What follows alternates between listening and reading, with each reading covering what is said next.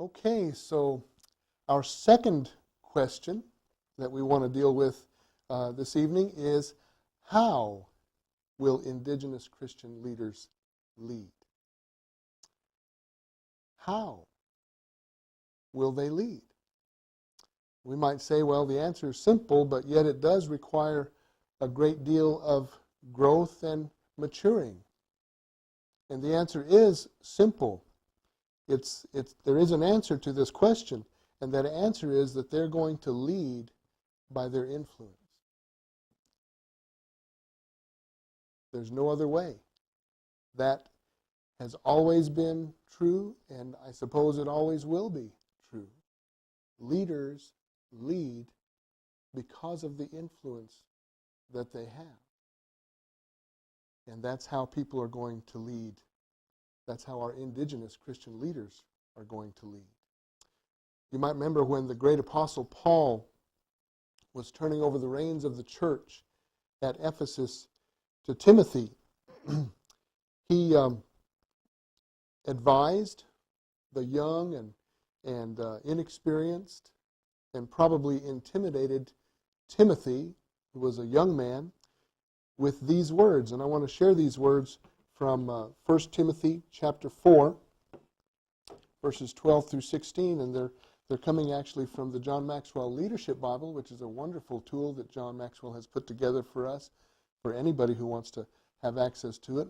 And I encourage you to make use of that. It's got some wonderful connections and emphasis on leadership as it shows up in the Bible. But here's what he says to Timothy. He says, let no one despise your youth. Let no one despise your youth, but be an example to the believers in word, in conduct, in love, in spirit, in faith, in purity. Till I come, give attention to the reading, to exhortation, to doctrine. Do not neglect the spiritual gift that is in you, which was given to you by prophecy with the laying on of the hands of the eldership. Meditate on these things. Give yourself entirely to them, that your progress may be evident to all. Take heed to yourself and to the doctrine. Continue in them, for in doing this you will save both yourself and those who hear you. Now, one of the truths that Paul is pointing out to Timothy is that the essence of leadership is your ability to influence others. And how are you going to do that? Well, influence involves issues of character and integrity and authenticity of life, which Paul is referring to here as Paul encourages Timothy to have that love and that purity in his heart and a conduct in his life that would be an example to those around him. And he encourages him to practice those things, as our Good News Bible translates that language.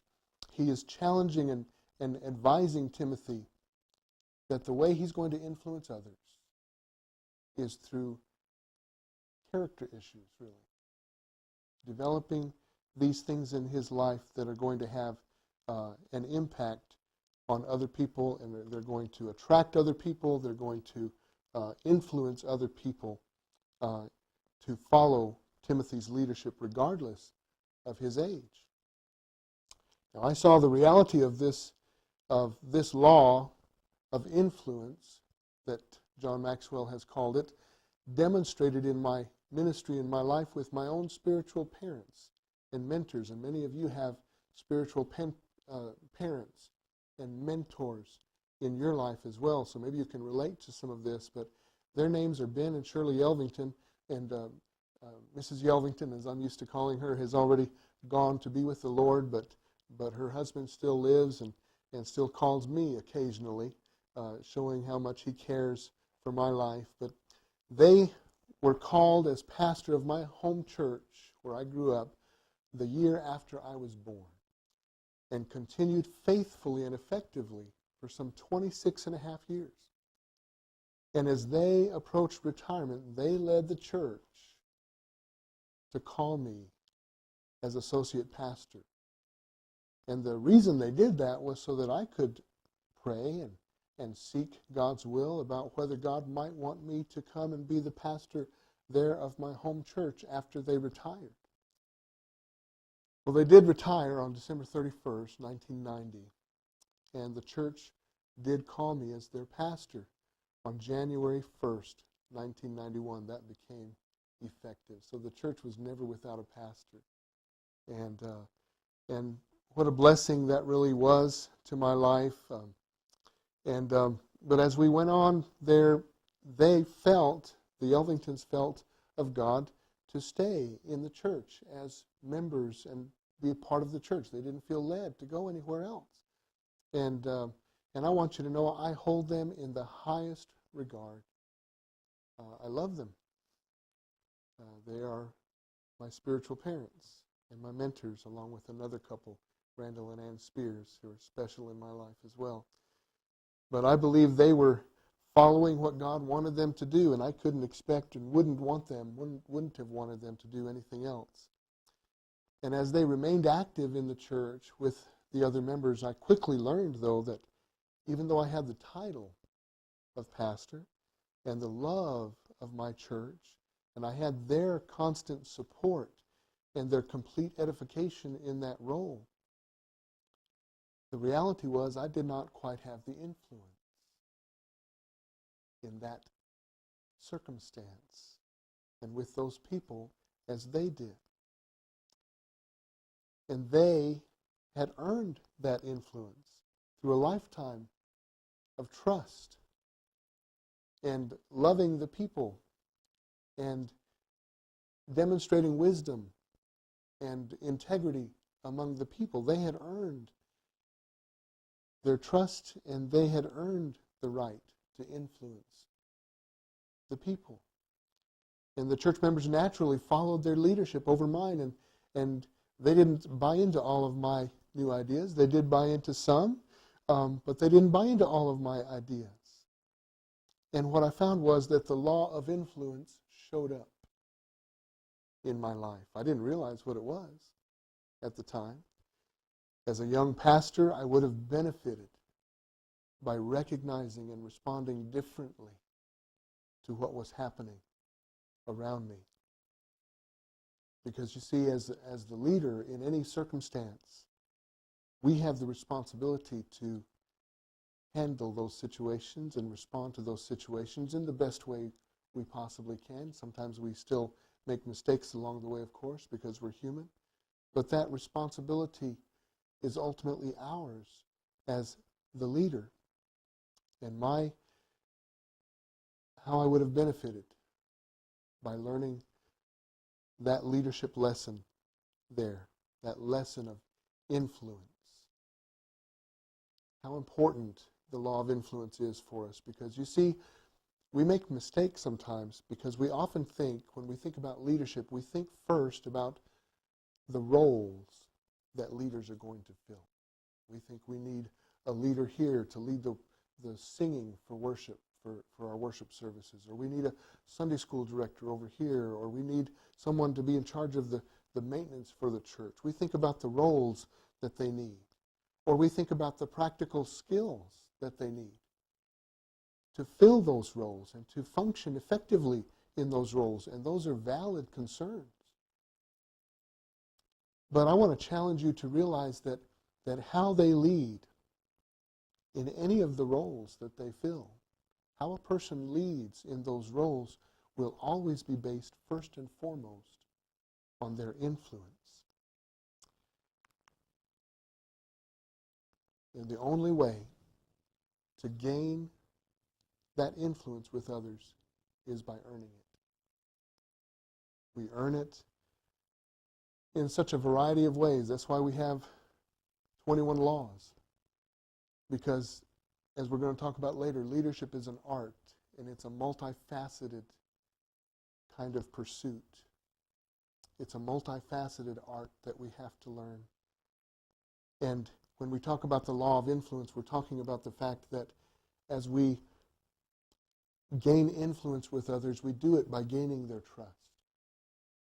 We earn it. We earn the right to influence them by having some success in our lives and being able to demonstrate the fact that we know how to have a little bit of success. Nobody's as successful as they want to be.